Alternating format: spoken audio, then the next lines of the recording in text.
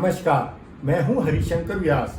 आपका बिहार विधानसभा चुनाव 2020 में स्वागत है। इस चुनाव में पार्टियों व नेताओं की परस्पर सौदेबाजी से गठबंधन ऐन वक्त तक बिखरे हुए हैं। वजह कई है।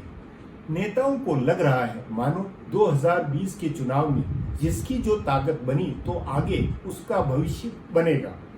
भाजपा और कांग्रेस ने अपने को अगले चुनाव की पार्टी मानते हुए जनता दल यू व राजद पर दबाव बनाया तो लोजपा और राजद की युवा कमान अपने को स्थापित करने की जिद लिए हुए हैं। अलायंस में पहले भी झंझट होते थे, लेकिन इस बार छोटी पार्टियों ने खेल बिगाड़ने या चुनाव के बाद निर्णायक रोल के ख्यालों में सौदेबाजी अधिक की। आज इस पर चर्चा है, मगर उससे पहले चुनावी सुर्खियां जानें। बिहार विधानसभा चुनाव 2020 के लिए पहले चरण के लिए नामांकन संपन्न हुआ। पहले चरण में 71 सीटों पर 28 अक्टूबर को मतदान होना है। पहले चरण के कई दिग्गजों के साथ 8 मंत्री भी मैदान में हैं, जिसमें 4 बीजेपी और 4 जदयू के मंत्री शामिल हैं। बिहार विधानसभा चुनाव 2020 से पहले 5वां गठबंधन ग्रैंड डेमोक्रेटिक सेकुलर फ्रंट बन गया है। गठबंधन में राष्ट्रीय लोक समता पार्टी के उपेंद्र कुशवाहा मुख्यमंत्री का चेहरा होंगे। इसमें AIMIM, बसपा समाजवादी जनता दल, जनवादी पार्टी और सुहेल देव भारतीय समाज पार्टी शामिल है। बिहार के डीजीपी गुप्तेश्वर पांडे ने विधायक बनने की चाह में बीआरएस लिया, जेडीयू की सदस्यता भी ली, लेकिन टिकट नहीं मिला। इसके बाद उन्होंने फेसबुक पर एक इमोशनल पोस्ट लिखा है। गुरुवार को यह भी कहा कि नीतीश कुमार किसी को ठगते नहीं हैं। और शक्ति मलिक हत्याकांड पर तेजस्वी यादव ने कहा, बीजेपी और जेडीयू झूठे केस में उन्हें फंसा रही है, ऐसे में उनसे माफी मांगे नहीं तो वो मानहानि का मुकदमा करेंगे। साथ ही उन्होंने कहा कि नीतीश कुमार को जब जब सत्ता जाने का डर सताता है तब तक झूठा केस करवाया जाता है। अब आज की सुर्खियों के सच पर अजीत द्विवेदी से बातचीत करेंगे। अजीत, पिछले 24 घंटों में पटना में जो हलचल हुई है, जो राजनीति हुई है, उसका क्या लब्बो-लुआब निकलता है? पहला चरण के नामांकन खत्म हो गए हैं तो कई तरह की सुर्खियां हैं, कई तरह की हलचल है। उसमें सबसे जो अहम बात लग रही है वो कल मुकेश सहनी का बीजेपी में शामिल होना और बीजेपी के साथ मतलब उनके साथ अलायंस का अनाउंसमेंट होना, और आज मुकेश सहनी का नीतीश कुमार से मिलना है। आज वो मुख्यमंत्री नीतीश कुमार से मिले हैं और उनके लिए काम करने का उन्होंने घोषणा की है। ये एक बहुत इंपॉर्टेंट घटनाक्रम है इस मतलब अभी आगे के चुनावी उसको देखते हुए भी। कल बीजेपी ने एक बड़ा दाव चला, पता नहीं पहले से नीतीश कुमार को और जेडीयू को इसकी जानकारी थी या नहीं थी। उन्होंने बीजेपी ने मुकेश सहनी की विकासशील इंसान पार्टी के साथ तालमेल किया और ये अनाउंस किया कि उनकी पार्टी बीजेपी के सिंबल पर चुनाव लड़ेगी। उनके लिए 11 सीटें छोड़ी गई। ये सबसे हैरान करने वाली बात थी कि 11 सीट छोड़ी जा रही है, जबकि जीतन राम मांझी की पार्टी को नीतीश कुमार ने 7 सीटें दी है। 11 सीट दी गई और फिर बीजेपी के सिंबल पर लड़ने का ऐलान हुआ। इसका मतलब कि बीजेपी ही लड़ रही है उनकी सीटों पर भी। इस तरह से बीजेपी टोटल 121 सीटों पर लड़ रही है। चूंकि टेक्निकली उनके जो विधायक जीतेंगे मुकेश सहनी को बीजेपी के ही विधायक होंगे, तो 121 सीट वो लड़ रही है और 115 सीट ही नीतीश कुमार की पार्टी लड़ रही है। तो ये पहली दफा हो रहा है कम से कम इस सदी में, पिछले 20 साल में, कि नीतीश कुमार छोटे भाई की भूमिका में आ गए। बिहार में एनडीए के गठबंधन में बीजेपी बड़े भाई की भूमिका में चली गई। ये एक बड़ा और जो सबसे पहला घटनाक्रम राजनीतिक रूप से दिलचस्प और अहम है वो ये है। और इसके अलावा उधर राजद में या उस महागठबंधन में और बाकी पार्टियों की सुर्खियों में क्या कुछ ज्यादा महत्व की बात है? वो अभी राष्ट्रीय जनता दल में एक जो दूसरी अहम बात है आज के घटनाक्रम में वो ये है कि तेजस्वी यादव ने एक बार फिर अपने ऊपर जो लगे हैं आरोप, हत्या के आरोप, उनकी अपनी ही पार्टी के एक नेता की हत्या के जो आरोप लगे हैं उस पर आज उन्होंने दोबारा अटैक किया है नीतीश कुमार को। उन्होंने कहा है कि वो माफी मांगे अपनी, उन्होंने जो बात कही है, या फिर वो उनके ऊपर केस करेंगे। ये घटना पूर्णिया के एक दलित नेता शक्ति मलिक की हत्या का है। बताया जा रहा है कि वो पहले वो टिकट के लिए आए थे, उनसे पैसे मांगे गए आरजेडी में, बाद में उनकी हत्या हो गई। उनकी वीडियो आई है और कई तरह की थ्योरी चल रही है। इसको लेकर के कल भी तेजस्वी यादव ने नीतीश कुमार को हमला किया था उनके ऊपर और आज भी किया है। ये बड़ा आगे चल के राजनीतिक चुनाव प्रचार जब शुरू होंगे तो उसमें इसका बहुत इस्तेमाल किया जाएगा, एक दलित नेता की हत्या के मामले को। इसको देखते हुए तेजस्वी यादव ने जो अटैक किया है वो अपने को पाक साफ करने के लिए उन्होंने नीतीश कुमार पर हमला किया और कहा है कि वो माफी मांगे। दूसरा क्या, तेजस्वी यादव की पार्टी अभी तक वो एक ऐसी बड़ी पार्टी के मोड में चली गई है जिस मोड में कभी कांग्रेस पार्टी होती थी। आरजेडी ने अपने सारे जेडीयू ने अपने सारे कैंडिडेट अनाउंस कर दिए हैं, लेकिन आरजेडी में अभी माथापच्ची चली रही है कि कैंडिडेट का नाम कब तक, मतलब सेकंड फेज के कैंडिडेट का नाम अभी तय नहीं हुआ, थर्ड फेज का तय नहीं हुआ, तो ये उसकी वजह से काफी कंफ्यूजन अभी उनमें बना हुआ है कि छोटी पार्टियों और महागठ जो बाकी अलायंस हो रहे थे, तीसरा या चौथा मोर्चा, उसमें महत्व का घटनाक्रम क्या है अभी पिछले 24 घंटों का? उसमें महत्वपूर्ण घटनाक्रम लोजपा के उम्मीदवारों की सूची है और उपेंद्र कुशवाहा की पार्टी आरएलएसपी के उम्मीदवारों की भी सूची है। लेकिन दिलचस्प सूची लोजपा के उम्मीदवारों की है, जिसमें बीजेपी के कोई 9-10 नेता लोजपा के टिकट से चुनाव लड़ रहे हैं, लोक जनशक्ति पार्टी के टिकट से। उसमें एक अहम नाम उषा विद्यार्थी का है, जो पालीगंज से पहले बीजेपी की विधायक रही हैं, और इस बार पालीगंज सीट जेडीयू के खाते में चली गई, तो वो लोजपा के टिकट पर जाकर के और चुनाव लड़ रही हैं। इसी तरह से वो जेडीयू के एक बड़े मंत्री जय कुमार सिंह के खिलाफ दिनारा सीट पर राजेंद्र सिंह है, बीजेपी के बड़े नेता थे, वो लोजपा के टिकट से चुनाव लड़ रहे हैं। और पहले नोखा से विधायक होते थे, वो भी बीजेपी के बड़े नेता हैं रामेश्वर चौरसिया, वो लोजपा के टिकट पर सासाराम से लड़ रहे हैं। इसी तरह से वो सैयद शाहनवाज हुसैन के बड़ी करीबी बीजेपी की एक नेता है, उनके पति वो भी लोजपा के टिकट पर अमरपुर सीट से जाके चुनाव लड़ रहे हैं। तो इस बार ये बहुत आज के घटनाक्रम में एक लोजपा के कैंडिडेट का नाम भी बड़ा दिलचस्प है। इसके अलावा अगले इन 3 घटनाक्रम के साथ में अगले 24 घंटों में का क्या सस्पेंस होता हुआ लगता है? कल का एजेंडा वहां राजनीतिक तौर पर, चुनावी तौर पर क्या होता हुआ लगता है? कल का दिन किस तरह महत्वपूर्ण है? अब कल के दिन में अब 2 चीजों पर सबकी नजर है। एक तो राष्ट्रीय जनता दल की सूची कब आती है उम्मीदवारों की, दूसरे चरण की, कांग्रेस के दूसरे चरण के उम्मीदवार, तीसरे चरण के उम्मीदवार, अभी इन लोगों में माथापच्ची चली रही है। कांग्रेस के नेता आज दिल्ली से लौट के पटना जा रहे हैं, रात में उनकी बैठकें होंगी। तो एक तो कल सबकी दिलचस्पी, आरजेडी के नेता अभी तक पटना में जमे हुए हैं, जिनके दूसरे तीसरे चरण में चुनाव है, टिकट नहीं अनाउंस हुए हैं। बीजेपी ने भी अभी सबके टिकट अनाउंस नहीं किए हुए हैं, तो बीजेपी के भी उम्मीदवार काफी सारे पटना में जमे हुए हैं। तो कल उन सब चीजों पर, उन दोनों पार्टियों के उम्मीदवारों पर नजर होगी। और अब प्रचार शुरू होने वाला है 2-3 दिन में, तो प्रचार की क्या रणनीति होगी उस पर होगी। और आज के घटनाक्रम में एक बात हम लोगों के चर्चा में रह गई, वो बिहार के पूर्व डीजीपी गुप्तेश्वर पांडे की प्रेस कॉन्फ्रेंस का है। 2 चीजें आज हुई हैं, 2 और घटनाएं आज पटना में हुई हैं। एक तो गुप्तेश्वर पांडे ने प्रेस कॉन्फ्रेंस की है और उन्होंने बहुत चीजें साफ की है। उन्होंने कहा है कि हम एक राजनीतिक कार्यकर्ता हैं और जेडीयू के साथ जुड़े हुए हैं। कई बार ऐसा होता है कि आप जो चाहते हैं वो नहीं होता है, टिकट नहीं मिला, कोई बात नहीं है, हम जेडीयू के लिए प्रचार करेंगे, उनके लिए चुनाव प्रचार में रहेंगे, वो उनके स्टार प्रचारक होंगे। कहा जा रहा है कि चुनाव के बाद जेडीयू उनको विधान परिषद भेजेगी। इसी तरह से एक दूसरा घटनाक्रम और है कि रघुवंश बाबू के बेटे ने, दिवंगत रघुवंश प्रसाद सिंह के बेटे ने आज जदयू ज्वाइन कर लिया। आज वो जनता दल में शामिल हो गए, सत्यप्रकाश। जैसे ही ने रामा सिंह को शामिल किया अपनी पार्टी में, वैसे ही सत्यप्रकाश ने जेडीयू में शामिल होने का ऐलान कर दिया। वो भी प्रचार करेंगे जेडीयू के लिए और कहा जा रहा है कि वो पार्टी उनको भी विधान परिषद में भेजेगी। ये एक बड़ा दिलचस्प है और बहुत इंपॉर्टेंट घटनाक्रम है कि रामा सिंह को आरजेडी ने शामिल किया, अनंत सिंह को आरजेडी ने टिकट दिया है। तो ये एक तरह से अपनी जो नई और जो युवा तेजस्वी अपनी एक छवि बना रहे थे, अच्छे ईमानदार साफ सुथरे नेता की, उस पर एक बड़ा ब्लो है कि वो रामा सिंह को उन्होंने शामिल कराया और अनंत सिंह को टिकट दिया। चलिए अजीत, आज यही बात समाप्त करते हैं। मेरा मानना है कि कुल मिलाकर अभी चेहरों के ऊपर ज्यादा फोकस है, चेहरों के चलते ज्यादा सरगर्मी है। जी, अभी चुनाव प्रचार नहीं शुरू है, इसलिए मुद्दे अभी नहीं आ रहे हैं, अभी सिर्फ चेहरों पर ही राजनीति हो रही है वहाँ। चलिए कल फिर चर्चा करते हैं। अगले 24 घंटों की राजनीति का तबसरा कल फिर वापस करेंगे। उपेंद्र कुशवाहा, चिराग पासवान, कांग्रेस और जनता दल यू सब ने गठबंधन में अधिक से अधिक हिस्सा मारने के लिए बहुत दांव पे चले। किसी ने अपने खत्म होने, अप्रासंगिक बनने की चिंता में ऐसा किया, तो किसी ने लालू यादव और रामविलास पासवान के सीन में न होने का फायदा उठाना चाहा। सवाल है, 2 मुख्य गठबंधनों और छोटी पार्टियों की खिचड़ी से पिछले चुनाव के मुकाबले सिनेरियो कैसा है? नेताओं व पार्टियों के रिश्तों में जनता के आगे कैसी तस्वीर बनी है?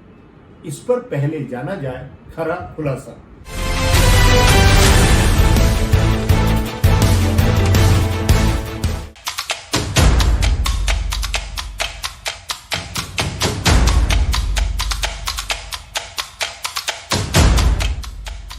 में इस बार भी चुनाव की बिसात पुराने चेहरों पर है।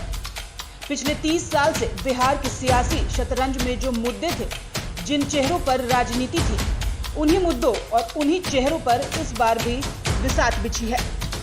भले राष्ट्रीय जनता दल के पोस्टर और होर्डिंग से लालू प्रसाद की तस्वीर पहले जितनी नहीं है, या लालू प्रसाद पटना से बहुत दूर रांची जेल में बंद है, बावजूद इसके लालू प्रसाद का चेहरा, उनकी राजनीतिक विरासत और उनका बनाया समीकरण चुनाव को प्रभावित करने वाला सबसे बड़ा फैक्टर है।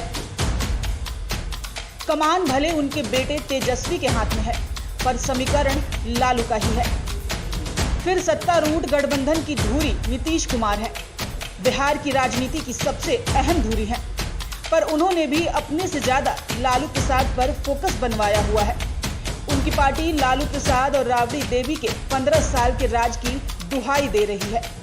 15 साल बनाम 15 साल के राज की तुलना करके जदयू भाजपा के नेता वोट मांग रहे हैं। जदयू और भाजपा की ओर से आंकड़े देकर बताया जा रहा है कि उन 15 सालों में सिंचाई पर, सड़क निर्माण पर, शिक्षा पर कितना खर्च हुआ था और नीतीश कुमार के 15 साल में कितना खर्च हुआ है।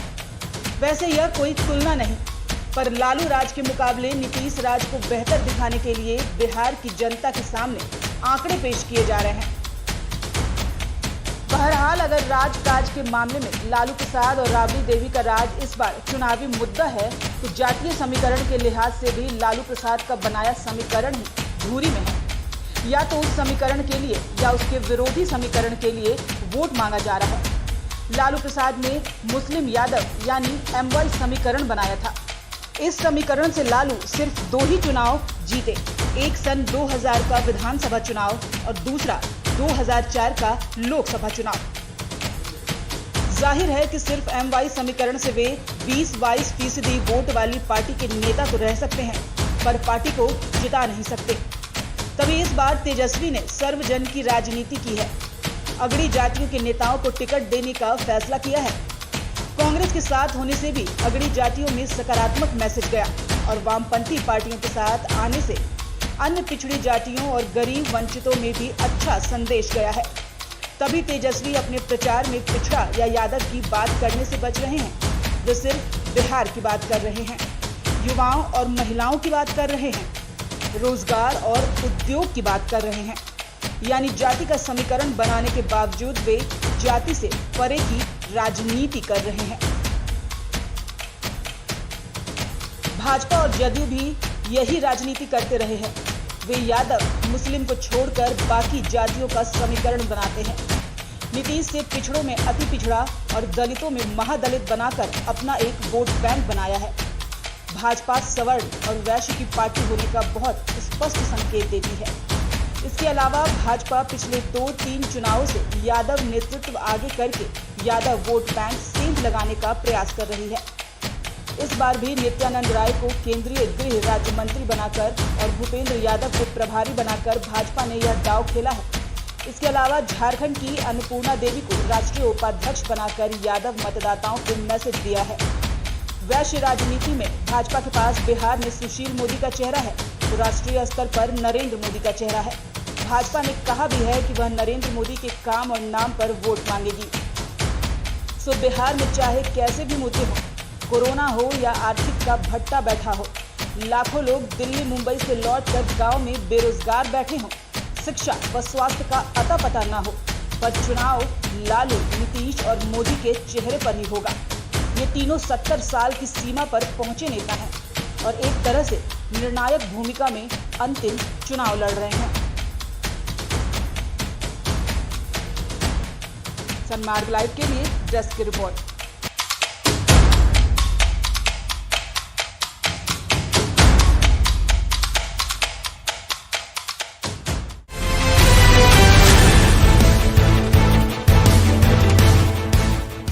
अब एक ब्रेक है, ब्रेक के बाद बातचीत होगी।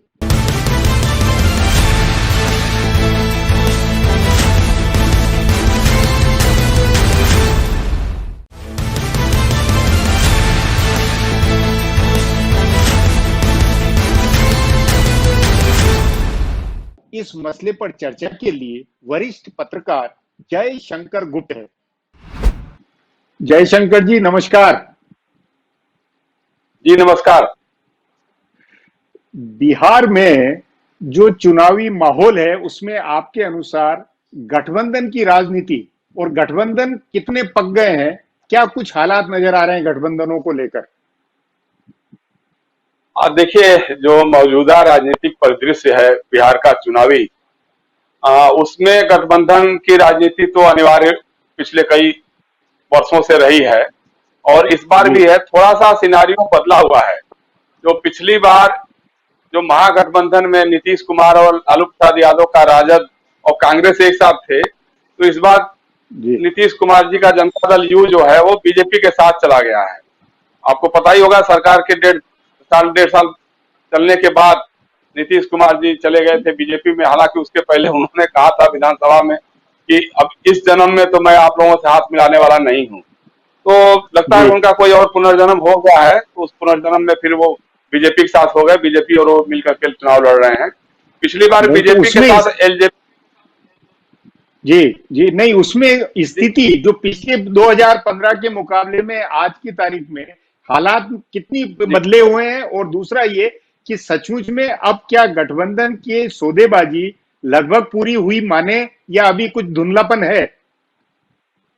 अभी थोड़ा बहुत है, थोड़ा बहुत धुंधलापन अभी है। हालांकि बीजेपी ने और जनता दल यू ने 122 और 121 सीटों का आपस में बंटवारा कर लिया है, लेकिन पेंच वहां जाके फंसेगा कि साहब लोक जनशक्ति पार्टी का क्या होगा, रामविलास जी की पार्टी का क्या होगा। उनके बेटे जो लोक जनशक्ति पार्टी के अध्यक्ष हैं, चिराग पासवान सांसद, उन्होंने तो कहा है कि हम 143 सीटों पे चुनाव लड़ेंगे और बीजेपी के साथ मिलकर लड़ेंगे, लेकिन जनता दल यू के खिलाफ लड़ेंगे। अब ये अजीबोगरीब राजनीतिक परिदृश्य है। ये मतलब ये बीजेपी के लोगों के लिए भी थोड़ी सी असुविधा। उस नाते एनडीए में ज्यादा धुंधलापन है या यूपीए में? यूपीए में अभी किसी तरह का धुंधलापन नहीं है मेरे ख्याल से, क्योंकि वहां जो है कांग्रेस, जी लेफ्ट और आरजेडी, इन तीनों का गठबंधन हो गया है। नीतीश कुमार सचमुच में इस बार गिर गए हैं या डिफेंसिव है वो ज्यादा? बिल्कुल घिर गए हैं और डिफेंसिव भी हैं। नहीं तो नीतीश कुमार तो कम कहाँ, बहुत बड़े सौदेबाज माने जाते हैं अपने आप में। लेकिन अभी देखिए, सबसे बड़ी बात क्या है कि पिछला 5 साल उनका, 1.5-2 साल तो रहा है आरजेडी के साथ और बाकी का साल जी बीजेपी के साथ रहा है। उसके अलावा 10 साल उन्होंने और बीजेपी के साथ मिलकर के राज किया है बिहार पे। तो उनके पास बताने के लिए बहुत कुछ है, लेकिन वो बता कुछ जी पा नहीं रहे हैं। पिछले 15 वर्षों में बिहार में कितनी यूनिवर्सिटी बनी, कितने मेडिकल कॉलेज खुले, कितने प्रबंधन संस्थान खुले, कितने आईआईटी खुले, ये सब बताने के लिए उनके पास कुछ भी नहीं है। उनके बगल में उनके मित्र हैं सुशील मोदी जो उप मुख्यमंत्री हैं, वो लगातार जय पूछते हैं कि साहब नहीं आरजेडी बतावे कि 15 साल। जी नहीं जयशंकर जी, देखिए गठबंधन की राजनीति के मामले में माना जाए कि नीतीश कुमार कायदे से ज्यादा सोशल इंजीनियरिंग के फार्मूले में जातियों का समीकरण बना पाते थे, और भले उपेंद्र कुशवाहा का इस्तेमाल होता हो या रामविलास पासवान का होता हो या कभी एक वक्त में मांझी का इस्तेमाल हुआ हो, तो वो जो सोशल इंजीनियरिंग से जो गठबंधन बनाते थे, उस सोशल इंजीनियरिंग में या जातियों के प्रतिनिधित्व के नाते कौन सा गठबंधन या किसकी सौदेबाजी ज्यादा पटी है? देखिए, दोनों तरफ की है। जैसे भाजपा को माना जाता है कि उनके पास अपर कास्ट का ज्यादा कुछ समर्थन है और कुछ पिछड़ी जातियों में भी उन्होंने एनरोल किया हुआ है। और नीतीश कुमार जी की तो अभी भी राजनीति यही है, किसी तरह से जो अन्य पिछड़ी जातियां हैं। वही अति पिछड़े और महादलित में क्या नीतीश कुमार का या एनडीए का गठबंधन आज की तारीख में ज्यादा मजबूत हो पाया? नहीं, उसमें यही है कि चूंकि बंटवारा ऐसा हो गया, पिछली बार जब लालू और नीतीश एक साथ हो गए थे तो इनको एक साथ होने में बड़ी मदद मिली थी। पिछड़ी जातियों को और अन्य पिछड़ी या अति पिछड़ी जातियों को एक साथ एकजुट होने में बड़ी मदद मिली थी। लेकिन इस बार ये लोग दोनों दो ध्रुव पे हैं और एक ध्रुव जो है वो अपर कास्ट के साथ खड़ा हुआ है। तो अन्य पिछड़ी जातियों के लोगों को या अति पिछड़ी जातियों के लोगों को तय करना पड़ेगा कि हम किधर रहें किधर नहीं रहें। आपके अनुसार वो जातिगत समीकरण ज्यादा हावी सौदेबाजी में रहे या जातीय राजनीति से ऊपर उठकर इस बार कुछ गठबंधन की पॉलिटिक्स हुई है? नहीं, वो तो लगभग उसी तरह का रहा है। देखिए, सबसे बड़ी बात क्या है कि इस बार तेजस्वी यादव का जो गठबंधन है, महागठबंधन है, तो कांग्रेस को इस बार उन्होंने सीटें ज्यादा दी, 70 सीटें दी है उनकी अपेक्षा के हिसाब से। और जी। कम्युनिस्टों को भी साथ में रख दिया इस बार। सबसे बड़ी बात यह है कि पिछले लोकसभा के चुनाव में जो कई सीटें जो इधर उधर हो गई थी दोनों की आपस की लड़ाई के कारण, तो इस बार कम्युनिस्ट लोगों को भी उन्होंने साथ रखा है। सीपीआई, सीपीएम और सीपीआईएमएल का काफी असर रहा है। उसके लिए आरजेडी ने जी। अपनी कई सीटें भी छूट दी है। तो एक तो इनका यह है जी। कि कांग्रेस के जरिए कुछ अपर कास्ट का वोट आएगा, कुछ जो मुसलमानों का हल्का फुल्का जो डिवीजन होता था वो आ जाएगा, और दूसरी तरफ तेजस्वी के साथ बाकी लोग आएंगे। अब उनको यह है कि जैसे उपेंद्र कुशवाहा और मुकेश सहनी की जो सना फल्लाह की पार्टी है, तो जी। पिछले चुनाव में, लोकसभा के चुनाव में, इस चुनाव उम्मीदवार तो इन्होंने कई खड़ा किए, लेकिन वोट इनको नहीं मिला। उनका वोट जो जी। फल्लाह लोगों का या बिंद लोगों का वोट, वो आरजेडी को ट्रांसफर नहीं हो पाया। उसी तरह कुशवाहा लोगों का भी वोट जो है वो इस तरफ नहीं आ रहा। हाँ, एक तरह से माना जाए तो ये नीतीश कुमार का आखिरी चुनाव भी कह सकते हैं। 70 साल के वो होने वाले हैं। मुख्यमंत्री, हाँ मतलब वो उसको भी देखा जा रहा है कि उनका असली ये हो सकता है। तो इसलिए अब ये जी। जो भविष्य की राजनीति है, तो कहीं ना कहीं तेजस्वी और चिराग के बीच में घूम सकती है। तो इसको भी लेते हुए तेजस्वी का अभी तक तो ठीक है, लेकिन इस बार लड़ाई बहुत ही कांटे की होगी। मतलब ऐसा नहीं है जैसे पिछली बार, तो हम लोगों को शुरू में ही लगने लग गया था कि महागठबंधन एकदम भारी है, क्योंकि जातिगत समीकरण पूरी की पूरी तरह से आरजेडी और जनता दल यू के और कांग्रेस के गठबंधन के पक्ष में नजर आ रहा था। इस बार बंटवारा हो रहा है, तो जब थोड़ा सा नहीं, लेकिन जयशंकर जी, ये नहीं लगता है एक आम परसेप्शन के नाते पटना के अंदर या बिहार में या अखिल भारतीय स्तर पर ये लगता है कि मतलब एक परसेप्शन बना हुआ है कि नीतीश कुमार के सामने तेजस्वी खड़े नहीं हो पा रहे हैं, या ये नहीं है, ये गलत है, जमीनी हकीकत ऐसी नहीं है क्या? उसको उसी रूप में देख सकते हैं कि नीतीश कुमार सीजन्ड हैं, उम्र ज्यादा है, अनुभव ज्यादा है, 3 बार 4 बार मुख्यमंत्री शपथ ले चुके हैं, 3 बार सरकार चला चुके हैं। इस हिसाब से देखा जाए उनका पॉलिटिकल कैरियर लंबा है। तेजस्वी यादव बच्चे हैं, पढ़ाई लिखाई में भी नीतीश कुमार अगर इंजीनियर हैं तो ये पढ़ाई के मामले में बहुत कम है उनके मुकाबले। ये अगर ये आधार देखा जाए, उसमें नीतीश कुमार बहुत भारी पड़ते हैं, इसमें कहीं दो राय नहीं। लेकिन ये भी तो हो सकता है कि तो उनकी सीनियरिटी और उनका सब कुछ रहते हुए बिहार कहाँ से कहाँ पहुंचा है। 15 साल का बिहार जो है, अगर आज भी कहता हो कि नहीं हम वो अपनी जगह सवाल है, नहीं वो अपनी जगह सवाल है, लेकिन तेजस्वी भी वो सवाल पूछने, या तेजस्वी भी जो 1-1.5 साल के अनुभव में कोई अपनी ऐसी छाप नहीं कर पाए जिससे कि वो लोगों में एक उम्मीद बने कि भाई नहीं, इनके कहे पर ज्यादा विश्वास किया जाए। वो संकट नहीं है क्या? नहीं, बिल्कुल वो संकट है, बिल्कुल वो संकट है। और उनके पक्ष में यही है कि युवा है और अभी मतलब जैसे कई बार होता है कि लालू जी के जमाने के भ्रष्टाचार की बातें होती है, तो कहते हैं भाई इसमें हमारा क्या कसूर है। अगर मान लीजिए मेरे नाम पे, अगर मैं नाबालिग था, बच्चा था, मेरे नाम पे अगर उन्होंने कहीं कोई जमीन खरीद ली हो, तो उसमें हम क्या कर सकते हैं? हमारा तो कोई रोल था नहीं। हम जब से आए हैं, जब से हम सक्रिय हुए हैं, विधायक बने हैं, उप मुख्यमंत्री बने, या अभी नेता विरोधी दल हैं या विधायक हैं, ये रहते हुए हमने जो किया हो उस पर चर्चा होनी चाहिए। अब हमारे पिताजी या उनके पिताजी ने क्या किया, क्या नहीं किया, ये सब तो ठीक है, अतीत की बातें हैं, उसमें हो सकता है, लेकिन हम नए ढंग से आगे बढ़ना चाहते हैं। कई बार उसको वो खारिज करते हुए भी नजर आते हैं। तो अच्छा, उनके साथ जगदानंद सिंह जैसे लोग हैं जो काफी सुलझे हुए, शिवानंद तिवारी हैं, तो काफी इन लोगों का योगदान है। अब उसमें तेजस्वी पर यही है कि जो कम उम्र के बच्चों में एक अहंकार और जो ये बढ़ जाता है, अगर वो उस पर काबू पा सके और लोगों को मिला जुला करके लेकर चल सके, तो मुझे लगता है कि भविष्य में अच्छी राजनीति कर सकते हैं। चिराग के साथ भी ऐसा ही मिला। लेकिन जी, जयशंकर जी, कुल मिलाकर आपका ये मानना है कि जो गठबंधन बने हैं, जो कुछ अभी समीकरण बने हैं, उसमें कांटे की लड़ाई होती हुई आपको लगती है? बिल्कुल बिल्कुल, पिछली बार की तरह से नहीं होगा, इस बार काफी टफ होगा। चलिए, बातचीत को यहीं समाप्त करते हैं। बातचीत के लिए बहुत बहुत धन्यवाद।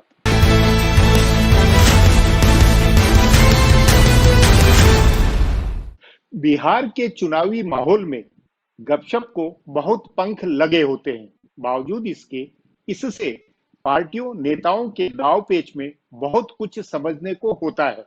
तो देखें आज की गपशप या की दांव पेच।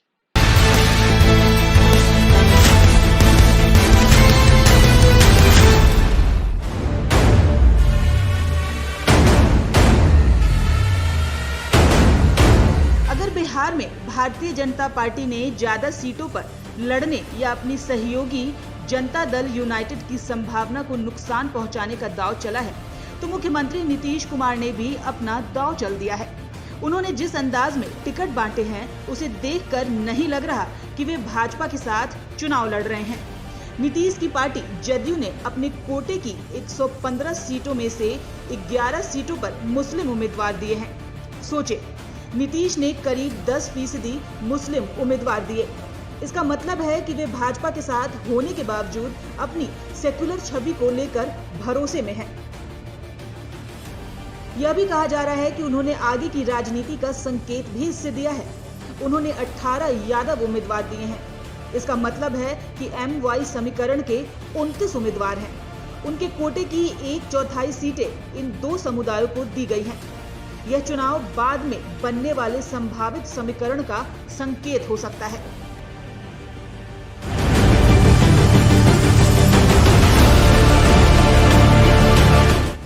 बिहार में सरकार चला रही जनता दल यूनाइटेड के नेता प्रधानमंत्री नरेंद्र मोदी की रैलियों का इंतजार कर रहे हैं। उनको लग रहा है कि प्रधानमंत्री मोदी के भाषणों से ही भाजपा जदयू संबंधों में स्पष्टता आएगी और लोजपा के प्रचार का जवाब मिलेगा।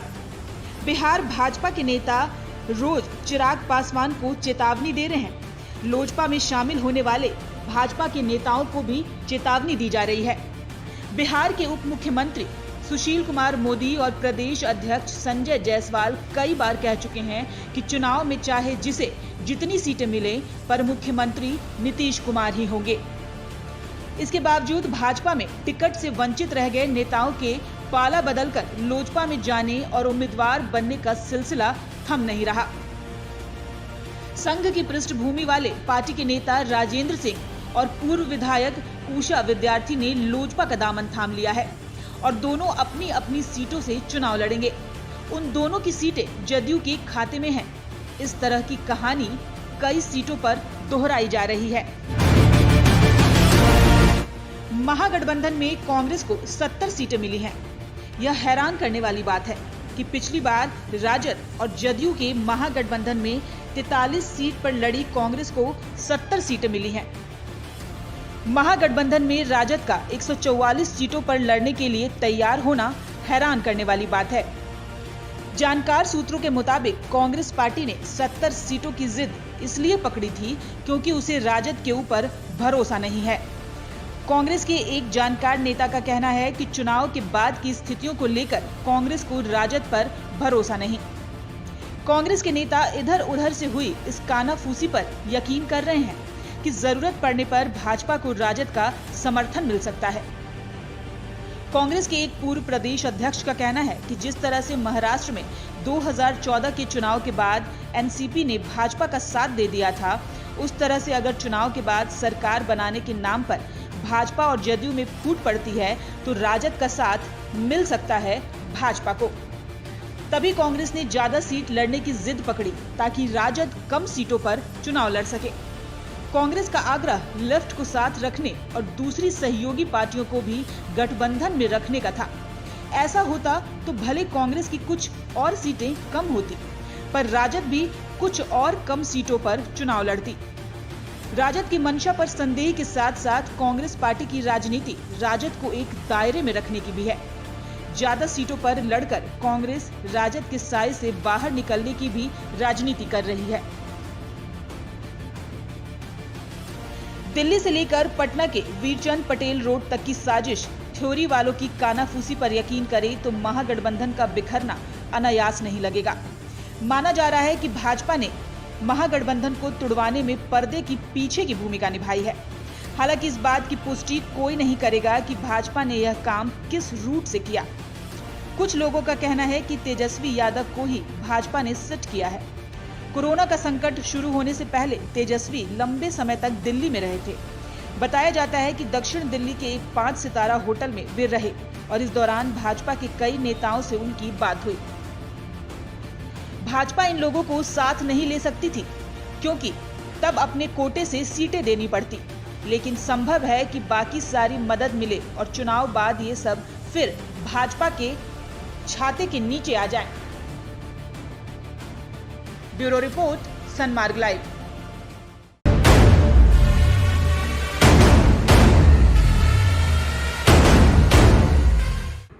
उम्मीद है प्रोग्राम अलग लगा होगा।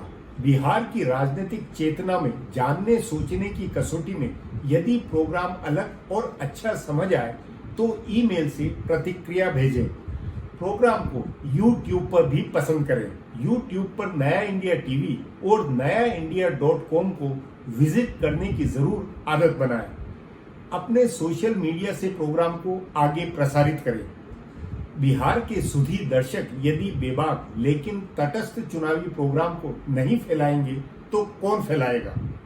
कल फिर इसी समय नए प्रोग्राम के साथ आपसे मुलाकात होगी।